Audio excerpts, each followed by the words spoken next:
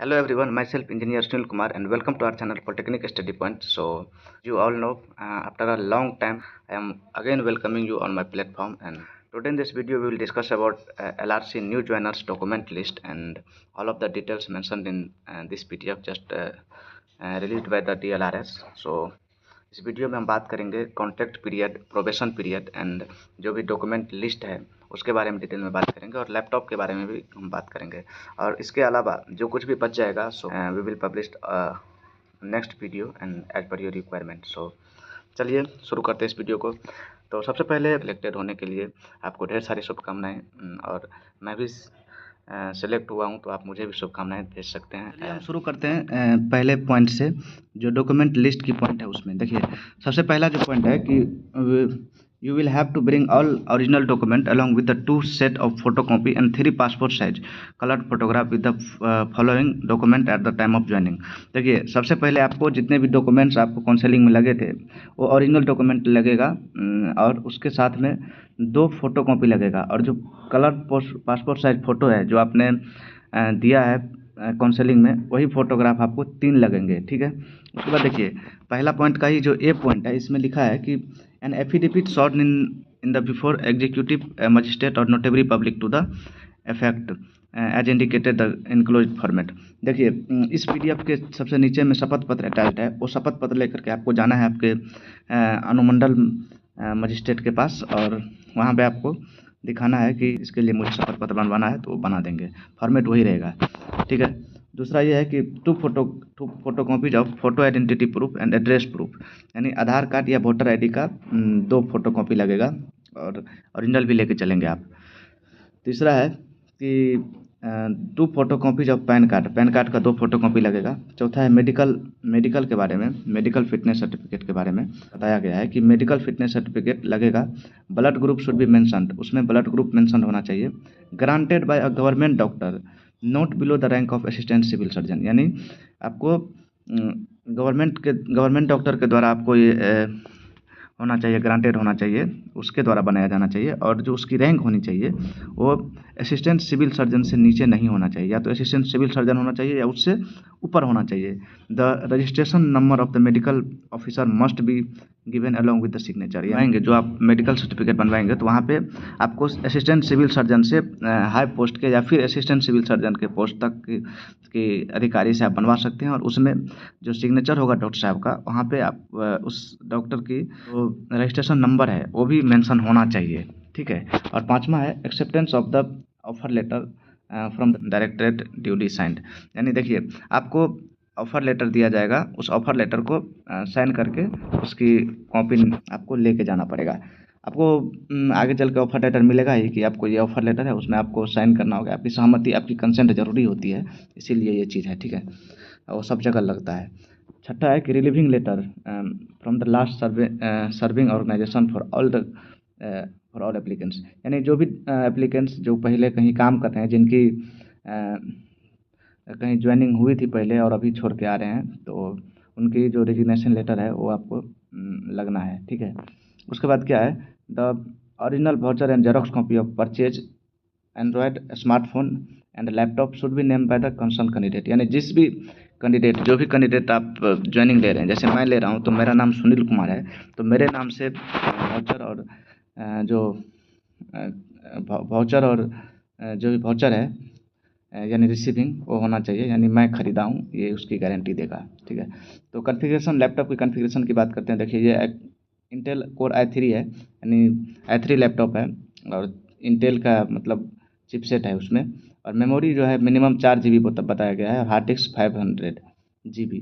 ठीक है, operating system window 7, ये तो इससे ज़्यादा अभी आता ही है तो उसमें कोई इशू ही नहीं है। और रही एडिशनल सॉफ्टवेयर की बात तो ये तो हो जाएगा, और ये तो ऑलरेडी बाय डिफ़ॉल्ट इनबिल्ट रहता है इसमें लैपटॉप में। और 1 डाटा कार्ड आपको ये लेना पड़ेगा। तो देखिए ये जो लैपटॉप की रिक्वायरमेंट है, लेकिन आपको क्या करना है ना, मतलब i3 लेने से अच्छा है कि आजकल अब i5 ही लीजिए, क्योंकि i3 अगर आप कुछ पर्सनल काम भी करेंगे तो ये लैगिंग करने लगता है, मतलब कुछ दिनों के बाद। तो कोशिश करेंगे कि आप पैसा लगेगा तो एक बार आप डायरेक्ट i5 ले लीजिए। ठीक है, जिस भी कंपनी का लीजिए i5 ले लीजिए। ठीक, उसके बाद हम बात करेंगे टर्म्स ऑफ के बारे में, असाइनमेंट के बारे में, ठीक है।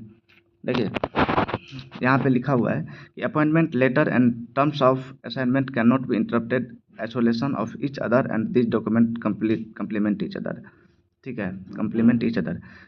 यहाँ पे देखिए आपको एक एक चीज़ ध्यान से पढ़ना पड़ेगा कि देखिए सबसे पहले ही ये तो लिखा ही गया है कि आपको किसी भी तरह का जो भी आप डॉक्यूमेंट सबमिट कर रहे हैं तो इसमें आपको छेड़छाड़ नहीं होना चाहिए या गलत नहीं पाया जाना चाहिए। अगर ऐसा होता है तो हम आपको फर्दर एक्शन ले सकते हैं, ऐसा उनका कहना है। देखिए यहाँ पे नेचर ऑफ एग्रीमेंट में क्या है कि you will B engaged on contractual basis in the directed from your date of joining and you will be working as per your job requirement or as you will be the decided from time to time। पहला point में ये चीज़ confirm किया गया है कि आप जो है कॉन्ट्रेक्चुअल बेसिस पे जॉब पे आप ज्वाइन कर रहे हैं तो आपकी जो जॉब रिक्वायरमेंट है उसके अकॉर्डिंग आपकी वर्किंग रहेगी और टाइम टू टाइम जैसे आपकी डिपार्टमेंट चाहेंगे वैसे आपको ये पीरियड की भी बात बता रहा है और ये मतलब वर्किंग आवर की भी बात कर सकता है। इसमें हर चीज़ इसमें मेंशन है। This is a time bound engagement on contract and the personal can not and will not claim for any extension और एनी इवन परमानेंट एम्प्लॉयमेंट। देखिए इसमें क्लियर लिखा है कि ये एक टाइम बॉन्ड कॉन्ट्रैक्ट है, तो जो पर्सनल है यानी जो भी जॉब होल्डर है, जो भी एम्प्लॉय है, वो कभी भी क्लेम नहीं कर सकता है कि भाई मुझे इसकी अवधि बढ़ाओ या फिर परमानेंट जॉब दो। इस चीज़ के लिए यहाँ पे कन्फर्म लिखा गया है। उसके बाद है कि the personnel is not entitled to any benefit allowance other than those mention for the respective position, यानी जो अब पहले से मेंशन है उसमें कि भाई ये मिलेगा पीएफ ईएसआई, तो उसके अलावा आप कुछ भी इस चीज़ के लिए डिमांड नहीं कर सकते हैं। जो दूसरा पॉइंट है ड्यूटीज एंड रिस्पॉन्सिबिलिटीज में, ये बहुत ज़रूरी है। यहाँ पे क्लियर लिखा हुआ है कि in view of your work you must effectively and efficiently perform to deliver on the expected results.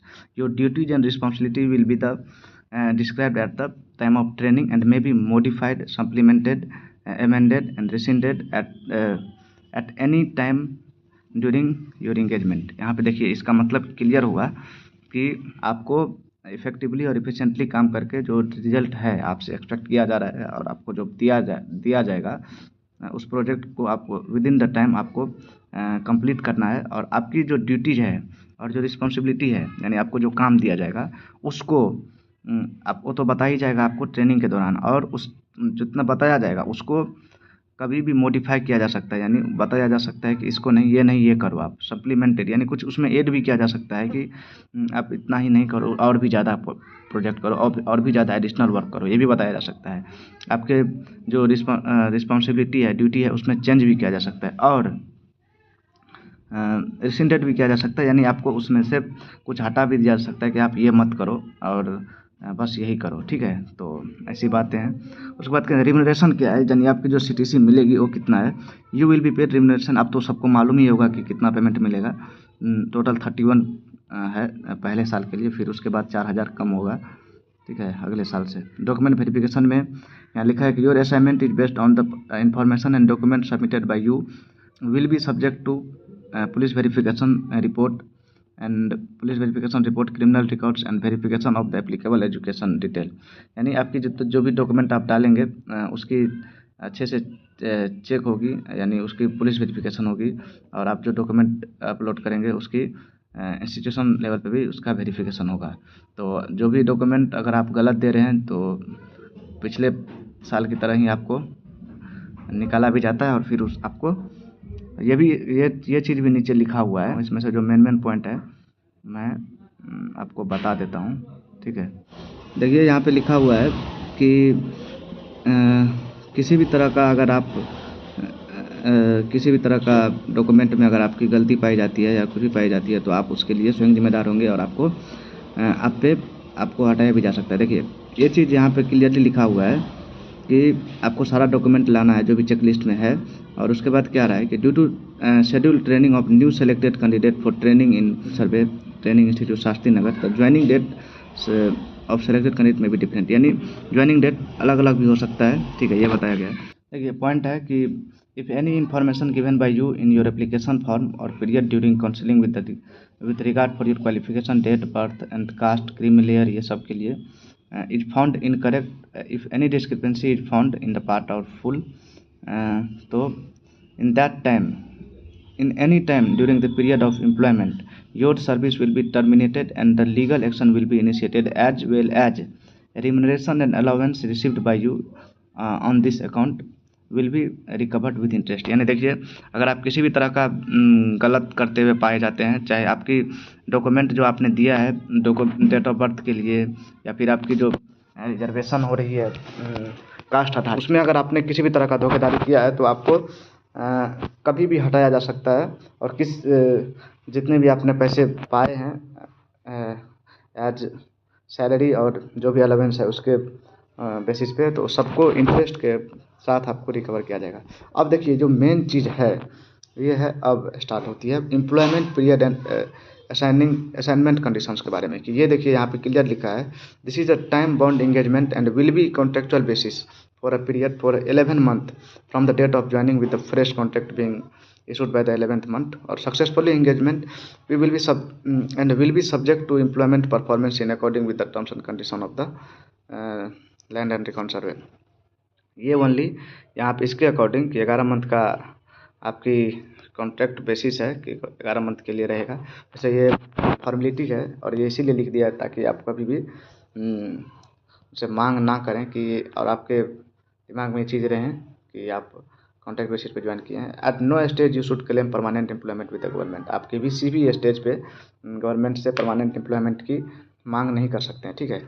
अब देखिए मेन चीज़ अब ये है कि you will be served as an observation period of 6 month. This period may be extended at the description of the directorate and the observation और extension confirmation will be contract will be decided. तो देखिए ये 6 महीने की आपकी probation period रहेगी सबसे पहले, एंड ये 6 महीने कंप्लीट करने के बाद और आपकी परफॉर्मेंस के अकॉर्डिंग आपको मेल आएगा और आपको नोटिस आएगा कि आपकी जो एम्प्लॉयमेंट कन्फर्मेशन है उनको डन किया जाता है। और आपकी अगर किसी की 6 महीने में अगर ज़्यादा डिस्क्रिपेंसी पाया जाता है और किसी तरह का इरेगुलरिटी और कोई भी दिक्कत पाई जाती है तो उनको हटा दिया जा सकता है 6 महीने के बाद। ये चीज़ आप लोग ध्यान रखेंगे। तो इसीलिए 6 महीने आपको अच्छे से काम करना है ताकि जो उनकी रिक्वायरमेंट है उनको आप फुलफिल कर सके और आपकी जो एम्प्लॉयमेंट है वो कंफर्म हो पाए। ये लगभग चीज़ कंप्लीट हो ही गई।